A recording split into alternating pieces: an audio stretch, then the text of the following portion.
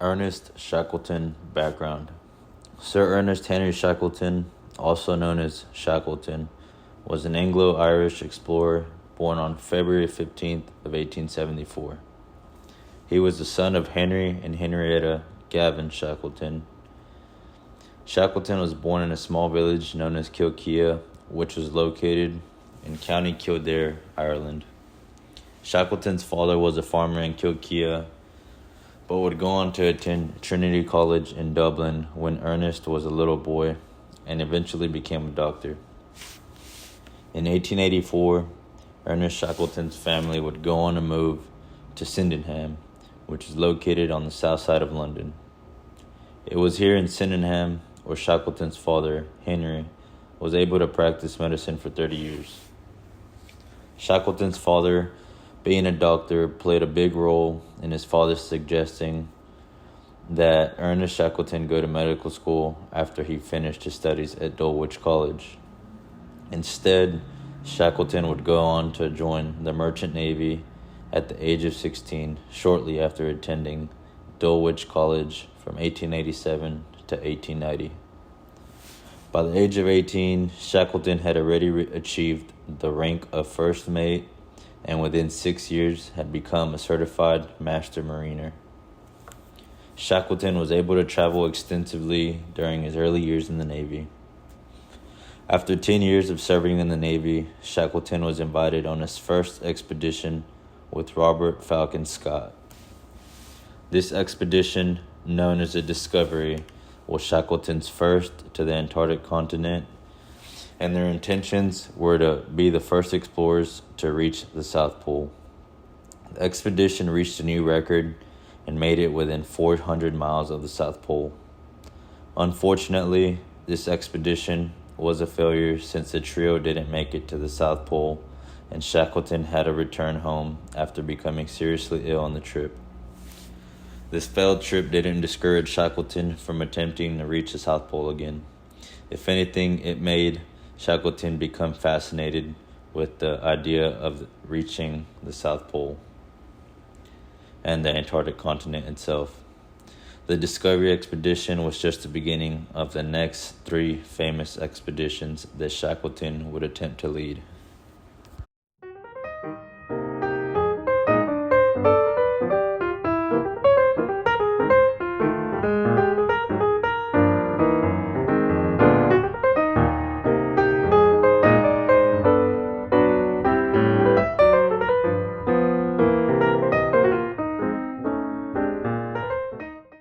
Ernest Shackleton had a plan to dog sled 1,500 miles across the Antarctic continent.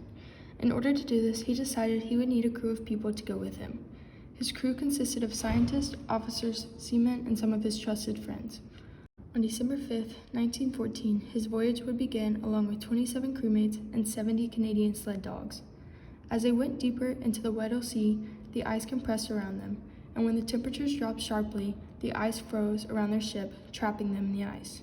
The ice continued to move as spring approached, and instead of the ice melting and releasing the ship, it began to crush and damage the ship. When Shackleton realized the ship was going down, he ordered everyone to abandon the ship.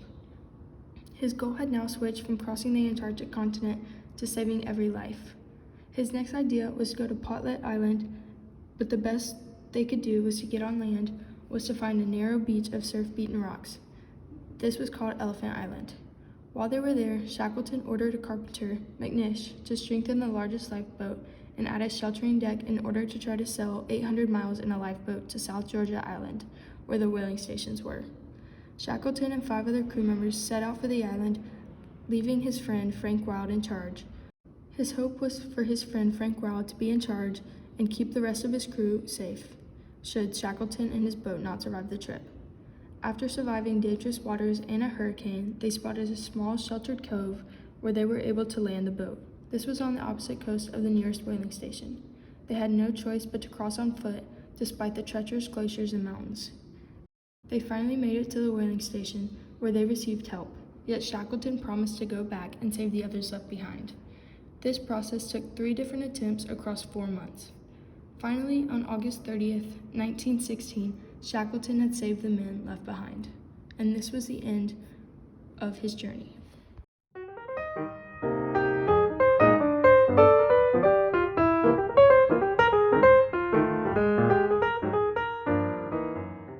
going to talk about the Shackleton leadership style. So Shackleton had a really clear mission statement and vision when they first started the adventure. That was to close the Antarctica. But when the tragedy happened and the ship broke, his only goal was to get everyone home alive. So Ernest Shackleton identified the main strengths and weaknesses of every person of his crew during the expedition. He knew them really well and knew when he could count on someone to accomplish a specific task. For example, Worsley was a specialist in boat sailing, so he knew that in this kind of events he could count on Worsley to help him out. Also, Ernest Shackleton wanted everyone to feel that they were part of a big family and a feeling of unity, even though they were far away from home. To do that, he spent a lot of time with each of them, making sure he was getting to know them better, making also sure that the crew played some games together, had some moments of gatherings, and not only focus on the hardships they encountered during the adventure. Also, one big point about Shackleton's was that he never looked back, because what happened in the past had happened, and he wanted only to focus on the future, and gave a lot of positivity to his crew, even though they were facing difficult times. Shackleton also gave specific tasks to his crew, making sure that they also got time to rest and sleep at night. Finally, we can say that Shackleton acted as a servant leader. He was really contributing to others without expecting anything in return. He knew really well his crew and made sure to take care of them like they were family. Also, Shackleton didn't see leadership as a position of power, but instead he saw the leadership as a way of helping and guiding others to a common goal. In this case, that was that everyone survived from the expedition.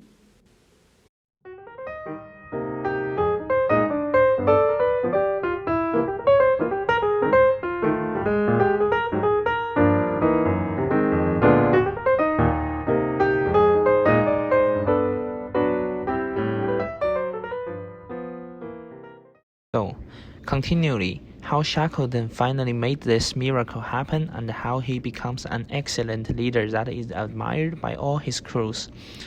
First, Shackleton built a warm and comfortable climate to influence people's potentially. Captain Shackleton concentrated on building a positive organizational climate. He made a warm and stronger relationship with the Endurance crew members. One of his crew members says instead of a team, Endurance is more like a family. They love and respect each other. Shackleton treats everybody like his own brothers. They share family stories and own experience. Shackleton always shows interest in these stories and he respects everyone's story. Shackleton can even describe the detail of everyone's story after he listens. Not only invisible relationship, but Shackleton also spent time improving the external environment. He brought crews to decorate the Endurance like home and created the newspaper for the crew to read. The external environment was also designed to reinforce the crew and create a great relationship between people and the good team. Moreover, Captain Shackleton reinforced the group relationship with shared group vision and values. Captain Shackleton is always happy to share his imagination with everyone. He always emphasizes that success belongs to all of them. Rather than celebrating until they have arrived in Antarctica, Captain Shackleton celebrates every small success even though they are camping on float ice. One of his crew members said that the group's major value was divided into each small value from the one step to another step. On a small achievement could encourage crew members to work on the next target. Even though they failed on the trip to Antarctica, The vision of value helped them work through the difficulty and finally get back home alive. Last but not least, Shackleton's empowerment in team organization and what could be applied and developed in real world. As we can see, empowerment is always needed in an organization. It offers a well-structured organization, active monitors employee performance, and supplies a quick response to upcoming risks. A qualified, responsible leader should always make the final decision and lead a general direction to teams. Shackleton's leadership strategy in team building and risk management in an organization shows a splendid example to leaders, and the method to lead people and manage people under risk could develop more strategy in modern management theory.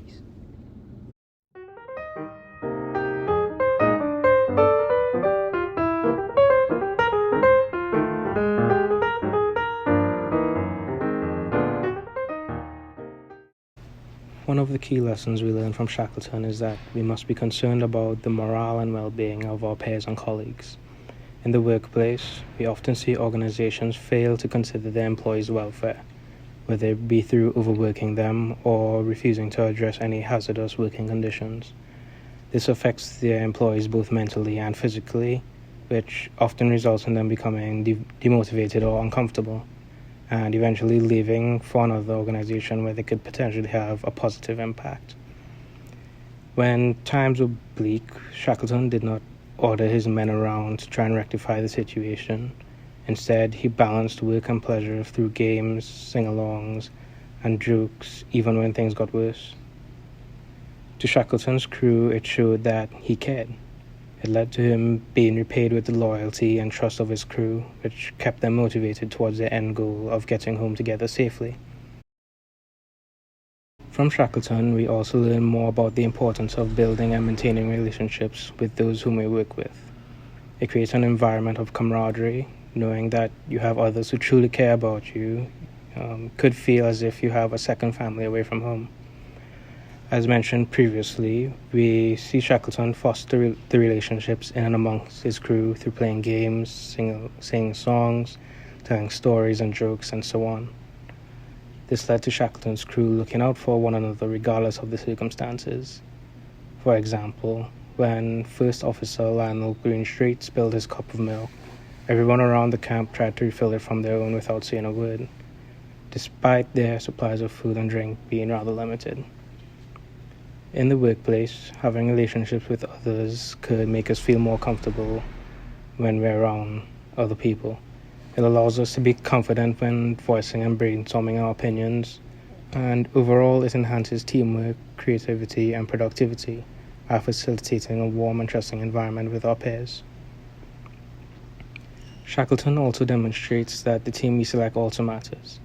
In the real world, we see organizations take into consideration how well someone fits into their environment and culture, in addition to, of course, their knowledge, skills, and abilities. As leaders, we must be able to identify and pick those who align with our vision, goals, and our expectations. And if not, they should at least possess certain similar attributes that could be utilized to work towards the end goal without creating conflict as a result of extreme clashes of personality or opinion. One example of this is when he selected his trusted friend Frank Wilde to accompany him on the journey. Frank becomes integral to the expedition later on, as he's able to hold the rest of the crew together when they had to wait on Elephant Island for Shackleton to return. In the real world, we see the benefit of choosing those who mirror our own beliefs and ideas. For example, in football, or as you may call it, soccer, when a new head coach or manager comes into a team, they pick their backroom staff based on those who can coach their style of play and tactical philosophy to the players in order to get them to play a certain way.